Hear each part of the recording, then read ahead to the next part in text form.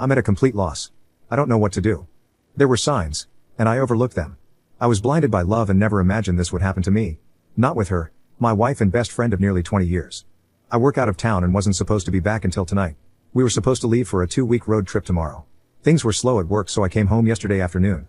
This trip was to give us a little alone time since we've been so busy with family and friends this summer. When I got home, there was a truck in my driveway that I didn't recognize. My neighbor just recently asked me how I liked the new truck, but I thought he was mistaken and didn't think much of it. As soon as I could see the truck, I got a terrible gut feeling. I love my wife and trusted her completely, but that feeling was there and strong. I snuck around the side of the house to our bedroom window. It was open and I could hear them as I got close. I looked in the window and my worst fear was confirmed. They were right there, completely naked, on my bed. I walked away. I have been fighting the urge to do something that I know I will regret. I'm struggling to care what happens to me at this point. I went to my family's cabin for the night and drank everything there. Today I was on my way home to confront her and decided against it. I'm not ready. All I can feel is anger. All I can think about is violence. I'm not in a good place right now. Not good enough to see her. I'm back at the cabin right now. I have 60 ounces of rum, and have been staring at it for an hour. I want to get drunk and forget this, but I don't want to get drunk and make bad decisions. I know this is a critical moment in my life and my actions in the coming days will dictate the rest of my life. That's why I'm here. I need help. I'm not ready to speak to family or friends, so I am reaching out to strangers. Fuck this, world. Update, busted wife cheating. The amount of support and advice I've received is unbelievable. I actually got choked up just realizing how many great people there are out there willing to help a stranger. It gives me a bit of hope for the world at a moment when I needed it most. The downside to all of this support is that I am struggling to respond to people. I have over 600 private messages unread and several hundred comments unread. I want to say thank you to everyone individually, and I'm going to make an effort to do that, but it won't be quick, so I will just start by giving a big thank you to everyone for your kind messages and helpful advice. It really means a lot to me. I have noticed several comments and questions that keep popping up and wanted to provide clarity in addition to my minor update. If you can't tell, I am feeling a lot better today. The pain almost completely went away. I still feel like I've been punched in the gut, but otherwise I've begun looking to the future. It has been 2 days, so this doesn't seem right to me. Is this a calm before the storm, or am I just freakishly resilient? As for the questions and comments I've received, here are some cliff notes to clarify some things. When I said wife and best friend, I was referring to the 2 roles my wife played in my life. The other guy was not my best friend, or even someone I knew. I didn't get a great look at him, but from the quick glance and seeing his vehicle, I don't feel like this is someone I know. We do not have kids. We were planning to have them soon though. We recently sold our house and were set to move closer to my job in September when the new owners take possession. I am going to thank my neighbor, but I'm going to do it subtly like he did for me. A lot of people have been asking me about the signs I mentioned overlooking. Off the top of my head, here are a few. Was texting abnormally late at night. Went for after work drinks with friends, regularly. This was not like her, but I was glad that she was being social. She had yoga once a week but was apparently not paying because one of her coworkers was the instructor and she was helping with setup and cleanup. I also thought she was very inflexible for someone who went to yoga. Unknown caller hang-ups. We regularly answer each other's phones if we are closer to it. Several times she had an unknown caller who would hang up as soon as I answered. We get a lot of spam calls, but usually it's a telemarketer or a debt collector looking for the previous owner of the number. Rarely it's a hang-up. The update is a work in progress. When my brother arrived, we had a good long talk. He has been my true best friend and I realized I need to always remember that and know that he will always be there for me without judgment the same way I would be for him. He really sets the standard for what a true friendship is, even if we fight on occasion. Since I was supposed to be home last night, I decided to respond to my wife's text. We aren't allowed to have phones on site, so it was reasonable for me to only be texting her. She knows it's easy for me to sneak in some texts. I wrote her and said I needed to go to one of my company's remote sites and wouldn't be able to call her until the end of the weekend. I told her that I would cancel all of the reservations and rebook later. She said she could take her best friend with her this weekend to the romantic bed and breakfast on a vineyard that I booked. I knew it wasn't the best friend she wanted me to think would be going. I told her that I already gave it to my brother and his wife since it was non-refundable and they would pay me back in a month. This morning, I canceled all of the reservations except the romantic one. My brother is coming with me. Fortunately, the hotel let us switch from the honeymoon suite to a room with 2 beds. There also happens to be a really nice lake and boat rentals nearby, so this just turned into a long overdue fishing trip with my brother. This means I am free for the weekend. I don't have to write her or talk to her for a few days, so that relieves some stress and gives me more time to think. I am currently in the mindset to get a divorce. I honestly can't see it any other way. My brother is supportive of this, but has asked me to take a few weeks and speak to someone. His wife has a friend who is a couples counselor and is willing to talk to me on Monday. I don't see it changing my mind, but at least it might help untangle some of this mess for me.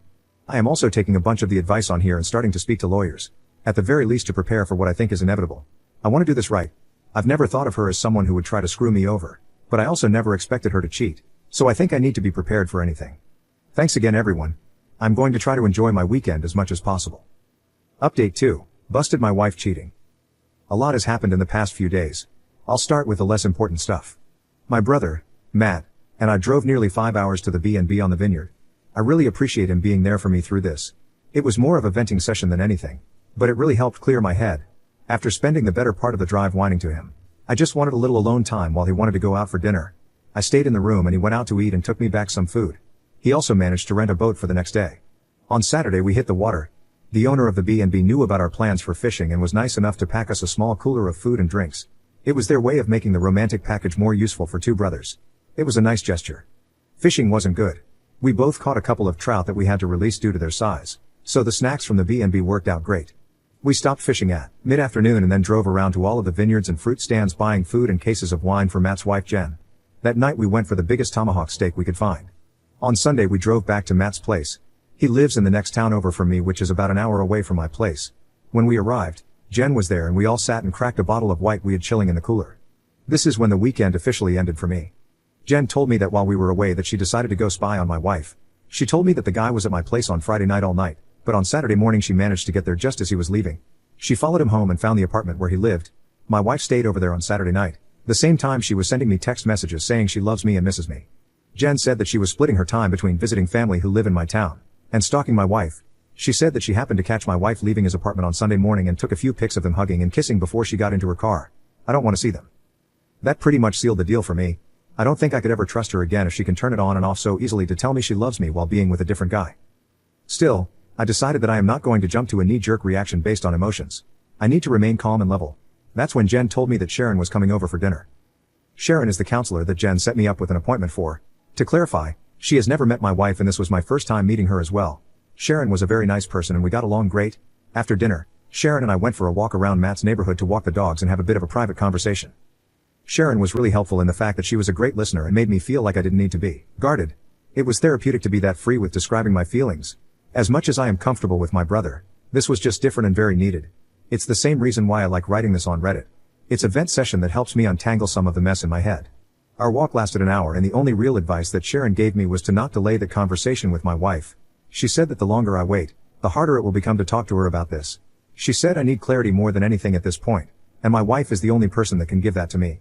Later that night Jen and Matt offered me to stay with them for as long as necessary. I know that Matt and I have an expiry period for being in close quarters with each other, so I spoke to my boss who was able to set me up in company housing. I've been staying there every second week for a while, but have to leave on days off. He managed to make it work for me to stay full-time for a few months if I needed. I decided to rebook with Sharon for later this week. I figured our walk sufficed for the first session. She agreed. I spent the night on Sunday just laying in bed thinking about how to approach this. I struggled with this because even the imaginary scenario in my head was making me angry or sad. I decided I would just wing it. I'm usually good under pressure. Yesterday I woke up and said my goodbyes to Matt and Jen. I drove towards home and was thinking what if he was there when I arrived. Then I thought that it would likely just put me back in the angry spot I was a few days ago. I decided to do a drive-by first. Neither his truck or my wife's car were there. I went inside and grabbed a bunch of essentials and things I don't want to part with. Mainly just some photos and old family heirlooms. I got them all packed up in my truck and then headed over to the guy's apartment. Her car wasn't there either, but his truck was. I decided to write her to see where she was. She said she was getting groceries. I trust her so little right now that I drove by the grocery store and actually confirmed she was there. I feel so dirty admitting that I did that, but my trust is broken and it's the only way I can be certain of anything. I wrote her again and told her to just come home because we need to talk. She wrote back, "What's wrong?" I just responded and said she needs to be ready to be honest, and then turned my phone off. She got home 15 minutes later. When she came in, she came over to give me a hug and kiss like she does every time. I turned away from her. She asked me again what was wrong, so I told her that she needs to start being honest with me. She played dumb and said she had no idea what I was talking about. I said, "Okay, if you can't be honest then I am leaving." She started panicking at this point and said, "Are you talking about yoga?" I figured it was a start. I asked her what she was talking about, and she told me that she hadn't been going to yoga. Here's a bit of a breakdown of the rest of the conversation. Me, if you weren't going to yoga, then where were you going? Her, I was taking walks to relax because I've been so stressed lately. Me, why were you so stressed? And why did you lie to me about what you were doing? Her, preparing for the move has been stressing me out, and I just didn't know how to tell you. Me, so lying was the decision you made? What was your concern with telling me that you were going for a walk to de-stress? Her, I didn't mean to lie. I was worried that my stress would add to your stress. Me, but I'm not stressed. It really seems like you are not telling me everything. Her, what do you mean? Me, I think that you're lying about more than just skipping yoga. I am asking you again to be honest. You've already lied to me, so this can't work if you keep lying. Her, I don't know what else to say. Oh, Are you talking about last weekend when I went for drinks with some friends and came home late? I had a feeling that bothered you. I had no clue that she went for drinks, or was out late. I was at work a couple hours away. Me, is that what you actually did that night, or was that a lie as well? Her, I went for drinks that night, but I didn't see her best friend who she supposedly was with that night. Me, who did you see? Her, no one. I just drank alone. Me, you drink alone now? Her, yeah, maybe I have a problem. Me, maybe, we'll talk about that later. Last chance, be honest or I'm leaving. Her, I don't know what else to say. Me, okay, I'm leaving. At this point I got up and left. Usually when we have an argument I go for a drive to get away from her. She probably thought this was the same. Then she realized I took my clothes and toiletries, as well as the Xbox. That's when she began blowing up my phone. I told her that I gave her a chance to be honest and she didn't, so there's nothing left to say. She begged and pleaded with me to come home to talk about this in person. She said she had no idea why I was so upset or what I think she did. She repeated that she loved me and would never hurt me. Just hearing her say that really tore a new hole in my chest. It was always comforting words that I believed without question. Now it's a dull, jagged knife sawing through my heart in the most devastating way. I couldn't handle it, so I hung up. She called back about 40 times before I was ready to answer again. This time she said, "Did you talk to Karen, her best friend?" I asked why, and she said, "Come home. I don't want to say this over the phone." I agreed and drove around a little longer to get my heart rate back down. Then I went home. That conversation went like this. Her, I assume you spoke to Karen? Me, her, well, a few weeks ago while you were at work we went for drinks. A couple of guys started buying us drinks, so we just played along. When we were leaving, one of the guys tried to kiss me. I pulled away immediately and told him I was married. I felt so bad about it and wanted to tell you, but I'm an idiot and just decided to hide it from you. Karen hooked up with the other guy and gave his friend my number without asking me. He has texted me a few times since, but I have never written him back. Me, can I see your phone? Her, yes. She showed me her phone, which was completely empty of texts except for myself and her mother. She never deletes her texts, so this was new. I looked at her photos, which was also clean, but then I checked the deleted photos and found one of a guy I didn't recognize. Me, who is this? Her, that's the guy who tried to kiss me. Me, why did you take a picture of him? Her, I was just being stupid. Me, that's not a reason. Why did you take a picture of him? Her, I don't know. Me, is that everything you want to tell me, or is there more? Her, that's all I can think of. Once again, I left. I didn't want to be trickle-truthed. I got in my truck and drove away. She ran outside trying to stop me, but I was already out of reach. I went to the park nearby and just sat on my tailgate and ate my lunch trying to figure out what to do next. While there I began remembering other things that I should have been more aware of. Things like, I was working a weekend shift and was in bed early. My wife went out to the club with a few of her girlfriends. I woke up at 4 a.m. and she still wasn't home. I called her a few times, but there was no answer. About 30 minutes later she called me back and asked if I would come and get her. When I picked her up, she told me that they were trying to hail a taxi but had no luck. A couple of guys that her friend knew stopped and offered them a ride, but wanted to stop at home first. When they got to the guy's house, her married friend went into room with one of the guys. My wife said she spent some time looking for her but then eventually gave up and just had a drink in the kitchen with the roommates while she waited. She claims she didn't hear her phone when I tried calling. We fought about this, and she was disgusted by her friend's actions, so she cut that friend out of her life. I thought that was over. Another time she traveled to visit a close friend in a different city. It was a planned girls' night. There were 4 girls all getting drunk and watching movies in their PJs. At least that's what I was told. Then she called me around 1 a.m. to say goodnight. We spoke for about 20 minutes and she repeatedly told me that they were having a great girls' night. Then I heard a guy's voice in the background. I asked who it was, and she denied hearing anything at first. Then it happened again, loudly. She couldn't deny it, so she was like, "Oh yeah, X took a couple of guys with her. Everyone here is super pissed about it. She was drunk and 3 hours away. She left me no choice but to trust her." Again, we fought about that and why she refused to tell me they were there. She promised never to put herself in that type of situation again. Clearly that didn't stick. After remembering all of those things, and the conversations we had about them, I was ready to give this one last shot. I turned my phone back on and almost immediately it rang. I answered and she was screaming for me to come home. I drove back to the house. I walked inside and was immediately confronted by her bawling her eyes out. She was sitting on the couch repeating, "I'm so sorry. I'm so sorry." I asked her sorry for what? She began rocking back and forth like a crazy person. It took her a good 5 minutes to catch her breath enough to speak. Her, I lied about the guy who tried to kiss me. Me, okay, tell me what happened. Her, the 4 of us actually went back to his place that night. We fooled around. I knew it was more than that, but just hearing her say it made me feel dizzy. It felt like the room was getting smaller and there were a million people speaking into my ears at the same time. I think I was having a panic attack. I went to the bathroom and washed my face in cold water until things returned to normal. Me, what did you do? Her, do you want me to actually tell you? Me, yes. Her, he fingered me and I gave him a blowjob. Me, was that it? Her, yes. Me, I'm not playing this game any longer. You either tell me everything right now, or this will be the last time we speak. She began bawling again and took another few minutes before she was able to speak her. We met up again and had sex. I'm so sorry. I love you and will do anything to make up for this. Me, just the one time? Her, if I tell you the truth, please give me a chance to do anything I can to make up for it. Please. Me, I'll think about it. Her, it was an affair. We had been hooking up while you're out of town for work. It's been going on for almost a month now. He is married and they are about to get divorced. Me, does he know you're married? Her, yes. Me, if he's having an affair because his marriage is failing, does that mean you think ours is failing? Is that what you told him? Her, no, I don't think ours is failing. I'm so stupid. I hate myself. Please don't leave me. I can fix this. Me, how? Her, whatever you want. Me, if you were in my shoes, or even his wife's shoes, what would fix this for you? Her, knowing the truth. Being able to trust you to mean what you are saying. You can trust me. I screwed up and won't do that again. Me, if you were his wife, wouldn't you want to know the truth? Her, yes. Me, then fix this. Her, you want me to call her? Me, if you think that is what you would want. She tried calling, but never got an answer. A few minutes later her cell phone rang. It was listed as Karen, work. She looked shocked, so I knew that wasn't Karen. I asked if that was him. She said it was. I answered, and being the coward he is, he said, oops, I must have the wrong number. I said no. This is the husband of the girl you've been cheating with. I'm going to let you speak to her because she has something to say to you. I passed her the phone.